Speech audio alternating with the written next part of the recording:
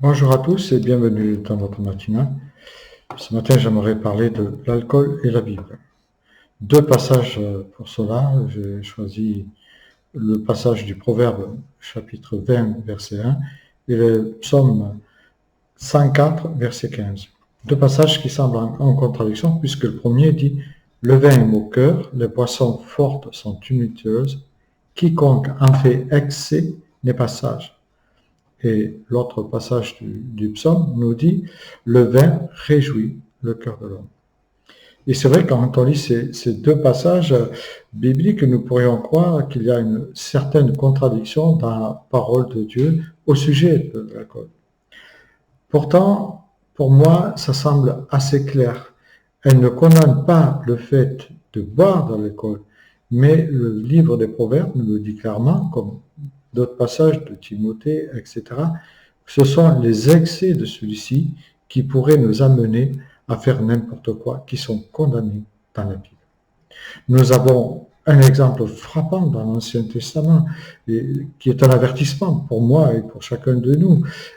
C'est très fort, où il est question dans Genèse 19, 31, de ces filles de Lot qui vont servir du vin à outrance à leur père pour l'enivrer et en abuser de lui afin d'avoir une descendance. On sait qu'il y a eu des conséquences derrière tout cela. Aujourd'hui, les statistiques sont claires et montrent qu'un quart des Français boivent trop et que les femmes ont rejoint les hommes dans leur consommation. Elles boivent presque autant qu'eux. Le grand danger est que la consommation d'alcool est souvent vue comme une activité sociale plutôt sympathique, associée à des personnes qui seraient des bons vivants. Elle est souvent associée régulièrement, même on pourrait dire, à de nombreux aspects festifs. Pourtant, l'alcool a vite fait de vous rendre dépendant, car l'alcool est un ami qui vous veut du mal. Il est sympa et attirant, mais c'est un tyran. Car l'alcool est incontestablement une drogue psychotrope au même titre que la cocaïne, cannabis, etc. Sauf qu'il est légalisé chez nous.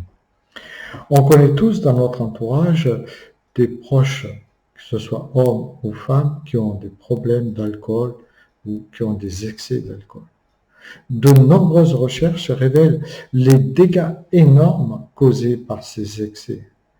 Mariage brisé, perte d'emploi, abandon des amis, accidents, décès, dégâts auprès des enfants, irréparables parfois.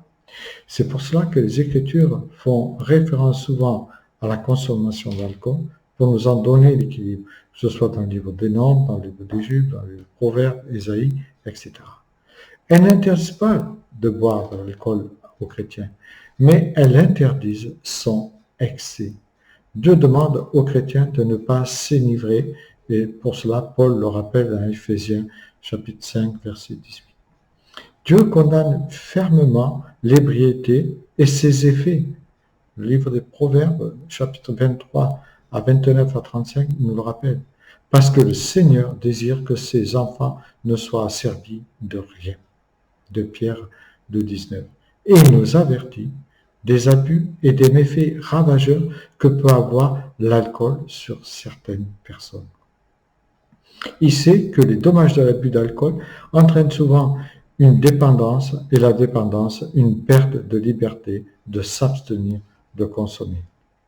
Il est clair que Dieu condamne l'excès d'alcool.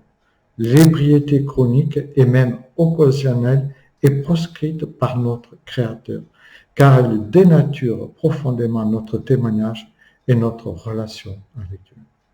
Si tu as un faible pour l'alcool, si tu t'aperçois que tu as des difficultés à maîtriser ta consommation, il vaut mieux pour toi que tu t'abstiennes d'en consommer à cause des dégâts que cela pourrait produire dans ta vie. Il est important aussi que tu saches que si tu es tombé dans l'alcool, qu'il est toujours possible de t'en sortir avec l'aide du Seigneur et des personnes compétentes qu'il aura mis sur ta route. Que le Seigneur te donne la force de crier à lui pour lui demander son aide. Bonne journée.